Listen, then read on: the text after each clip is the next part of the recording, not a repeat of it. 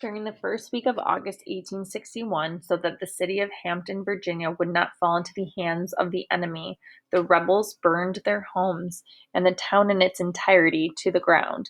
Few buildings remained standing. Hampton, Virginia was left a city of charred remains. Chapter 18, Chloe. August 8th, 1861. Another new student entered the school. She was part of a family of 5. They had arrived only 2 days ago from the city of Hampton, Virginia. When Kelly got to school that morning, Mrs. Peak was speaking with the girl and her mother. She heard Mrs. Peak say she agreed with her mother that the schooling would do her daughter very well. The girl seemed very shy. She was 10 years old, but her mother said she was small for her age. Kelly smiled at her, but she would not meet anyone's gaze. She kept her eyes cast downward and looked at her hands.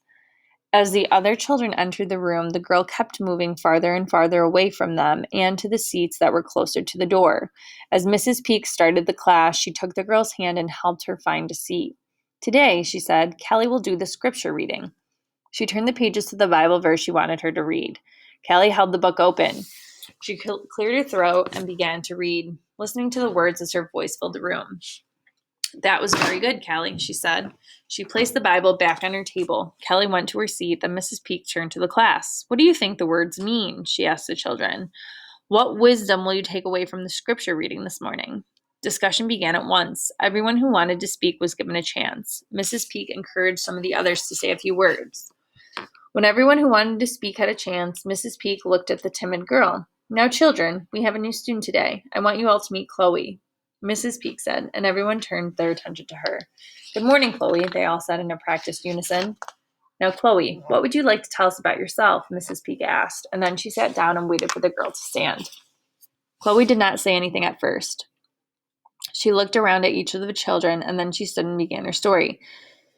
I do not remember much to say, she began, and trailed off. Mrs. Peak nodded her head and smiled at Chloe. She began again. Lucy Union is not my mother, she said, speaking directly to Mrs. Peak, but I will call her mother as her other daughters do.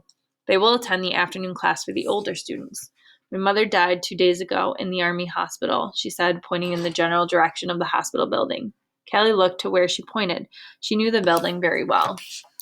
My mother and I left our plantation farm on our own, but she was very sick when we left. None of the others came with us from the old place, she said and paused. We walked and walked. One day, my mother said she was too sick and could not go any farther. She fell down to the ground. I would not leave her alone. Then a woman and a man and their family of girls passed us on the road. The woman told us her name was Lucy Union and her husband's name was Clark Union. The father lifted my mother and put her on our cart. They brought us to this place with them. Then they brought my mother to the hospital. When Lucy Union came back to the hospital to find out about us, they told her that my mother died. She asked the hospital people if she could adopt me. I don't know what they said to her, but I'm grateful to be here in this place, Chloe said. And then she looked down at her hands, which were folded in her lap. Chloe finally looked up and fixed her gaze on Mrs. Peak. Tears were flowing out of Chloe's eyes. And then, one by one, each student went up to Chloe and hugged her. Mrs. Peak did as well before the day's lesson would go on any further. After class was over, Kelly went up to the new girl and shook her hand. I am pleased to make your acquaintance, Kelly said. She did not know Mrs. Peak was watching them from her desk, very pleased with what was going on.